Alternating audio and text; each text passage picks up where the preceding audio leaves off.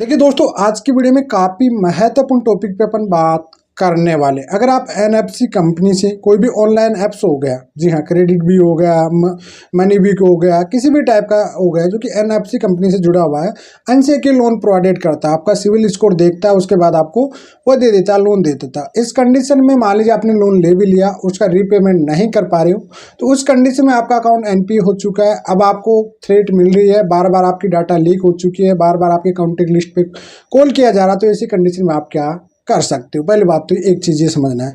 दूसरा सवाल एक और ले लेता हूँ मैं। मान लीजिए आप क्रेडिट कार्ड है जो कि कोई से भी बैंक का हो गया, जिसमें से आप लोग पूरा पेमेंट ले चुके हो, ईएमआई में कन्वर्ट करा भी चुके हो, या फिर उसका रीपेमेंट नहीं कर पा रहे हो और उसके बाद बार बार कॉल आपको आ रहे हैं, थ्रेट दिया जा रहा है, बार बार रिकवरी वाले, होम विजिट हो रही है, सब कुछ हो रही है, परेशान हो चुके हो, तो ऐसी कंडीशन में क्या करना चाहिए?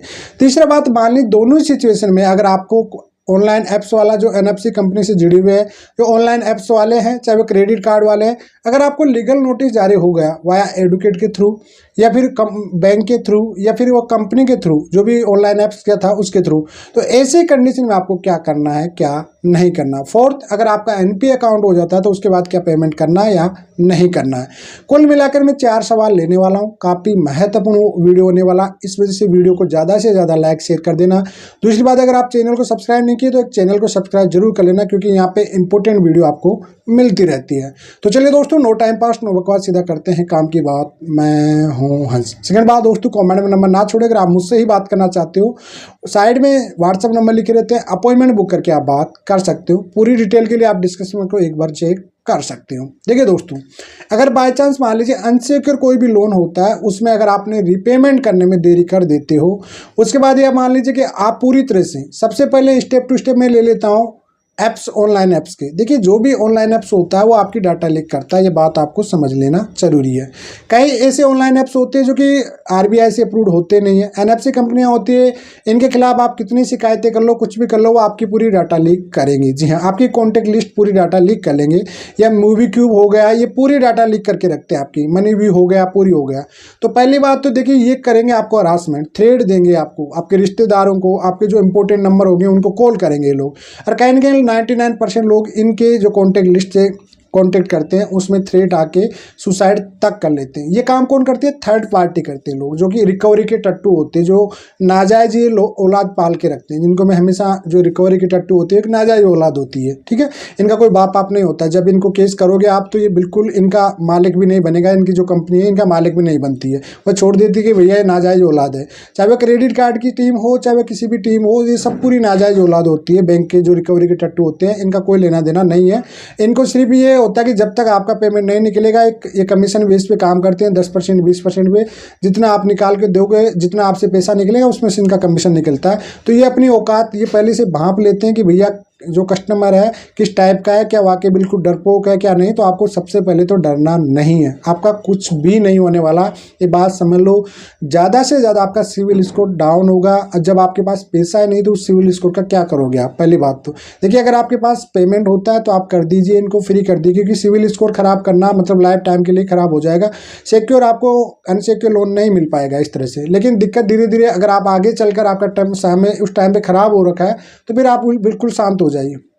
ऐसी कंडीशन में आपको ये पूरी रिकवरी के टट्टू होते हैं। ऑनलाइन ऐप्स वाले अगर आपकी डाटा लीक कर चुकी तो आईटी एक्ट आरबीआई पे कंप्लेंट डालिए, और नियर बाय साइबर क्राइम में एक कंप्लेंट डाल दीजिए। ऑटोमेटिक जितना पैसा का नहीं होगा उतनी इन पे कंप्लेंट हो जाए, 1-1 लाख तक का जुर्माना लग जाएगा।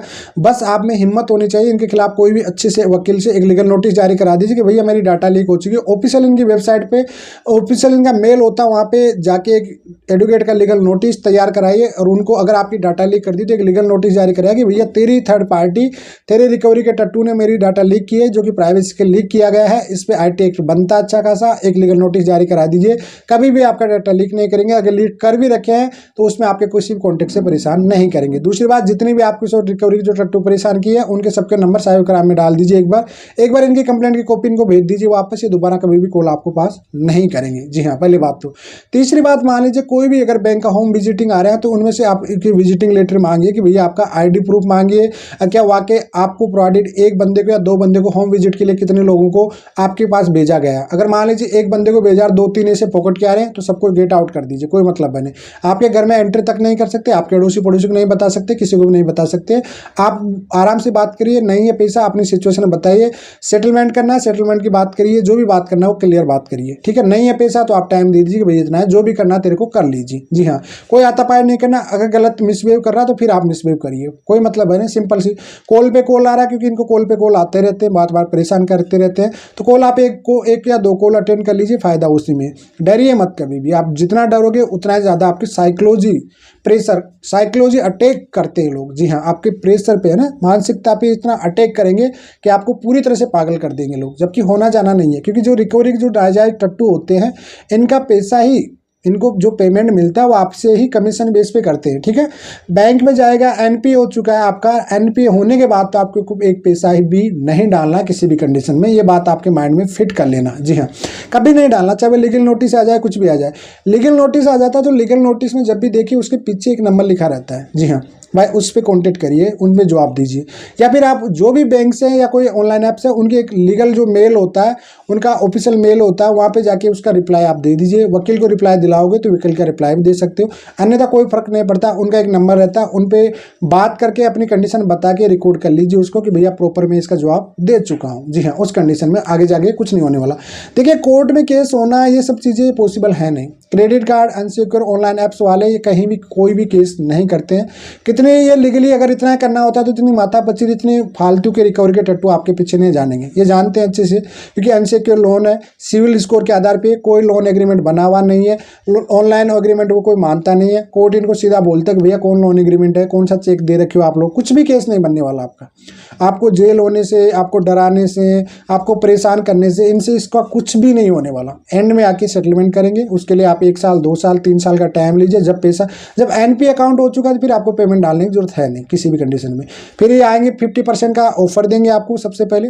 उसके बाद में आपको प्रिंसिपल अमाउंट पे आपको सेटलमेंट करना है। आपका फुल जो इंटरेस्ट लगा हुआ उस पर बिल्कुल नहीं करना है। या तो भैया उसको कहते हैं वो कर दीजिए, राइट ऑफ कर दीजिए, पूरी तरह से खत्म कर दीजिए कि जितना यूज किया उतना डाल रहा हूँ मैं, इसको उठा दीजिए अपने सिविल से, ठीक है। या फिर आप उसको कह दीजिए कि भाई जितना इंटरेस्ट है इसको उठाइए, क्योंकि मेरे पास बस की नहीं है, मैं इसको रिकवर करने वाला हूँ, पूरा क्लियर करने वाला हूँ, या तो इस पर दीजिए। फिर एंड में आपको ये देंगे 50% से 30% का ऑफर देंगे, फिर 20 पे आएंगे। अगर आपको बिल्कुल ही एनपीए से बिल्कुल ही खत्म हो गया, उसके बाद भी स्टैंडर्ड एनपीए करेंगे लोग, ठीक है। तो उसके बाद ये समझ जाएंगे आपका ब्रैकेट नंबर 8 कवर कर लेंगे, 8 वीक पूरा फाइनल हो चुका है, मतलब महीना साल भर हो चुका है, तो उसके बाद ये कुछ नहीं करेंगे, एंड में आके 10% पे लेके चले जाएंगे। इनको पता है कि भैया अब यहाँ से मिलने वाला है नहीं, अपने इसको डराने वाले थे, डरने वाला है नहीं, कुछ भी नहीं है। एंड में वो आके ये कहेंगे भैया 10% में करा दे, ले ले, फ्री कर ले, अदरवाइज कुछ भी लेना देना नहीं होगा। जी हाँ, स्टार्टिंग में थोड़ा सा प्रेशर करेंगे, स्टार्टिंग में परेशान करते हैं, जब तक आपको समझ आता है तब तक ये आपकी पूरी हरासमेंट कर चुके होते हैं। जी हाँ, लेकिन जिस दिन आपको समझ आ जाएगा, जिस दिन आप इनको प्रॉपर जवाब देना सीख जाओगे, उसके बाद ही आपको हरासमेंट करना बंद कर देंगे। एनपीए होने के बाद अगर आपके पास पैसा है तो उनको उठा दीजिए, राइट ऑफ करा दीजिए। एंड में आपको एक ऐसा मोमेंट देंगे कि जहां पे आप जितना यूज किया उसको खत्म करके खत्म कर दीजिए, वो सबसे बेस्ट है। सेटलमेंट मत करिए। लेकिन अगर आपकी सिचुएशन खराब हो चुकी है तो फिर आप सेटलमेंट करना तो 10% का वेट करिए। एंड में आके 10% पे सेटलमेंट करेंगे, उसके लिए आपको साल 2 साल 3 साल का टाइम पीरियड मिल जाएगा। उसके बाद आराम से आप करिए। केस भी करेंगे तो भी 99% ये केस करते नहीं है, क्योंकि इनके पास कोई रिकॉर्ड नहीं होता। लोन एग्रीमेंट कोई चेक एक आप देके नहीं रखते हो। 100 में से 99% नहीं करते, आज तक केस किसी पे होता नहीं है। अगर हो भी गया तो किसी न किसी गलत तरीके से, अगर आपने क्रेडिट कार्ड बनाया, फ्रॉड डॉक्यूमेंट्स बनाए होंगे तो ही होगा, ऐसे कभी भी नहीं होने वाला। तो उम्मीद करता हूँ जो डरे हुए लोग रहते हैं, परेशान होते हैं, बहुत ज़्यादा परेशान होते हैं, इस वीडियो में पूरी डिटेल में बता दिया। बाई चांस मान लीजिए फिर भी अगर आपको कोई दिक्कत क्रिएट आती है तो मेरे नंबर लिखे रहते हैं व्हाट्सएप के, वहाँ पे आप जाके एक बार मुझे कॉन्टैक्ट कर सकते हो। फिलहाल आज के इतना ही। जय हिंद, वंदे मातरम।